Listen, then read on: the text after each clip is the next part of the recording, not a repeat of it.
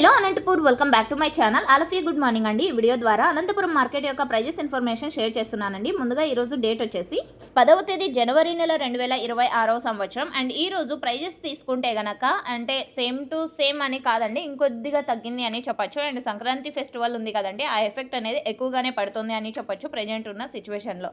And మామూలుగా every year కూడా ఈ టైంకి అయితే ప్రైజెస్ చాలా డౌన్లో ఉండేదండి. బట్ ఇన్ని రోజులు ఈ ప్రైజెస్ నడవడం కూడా చాలామంది ఫార్మర్స్ అన్న వాళ్ళు ఈ టైంలో మేము ఈ ప్రైజెస్ ఎప్పుడు చూడలేదు, ఉండవు అనుకున్నాము, బట్ ఉన్నాయి అని కూడా చెప్పారండి.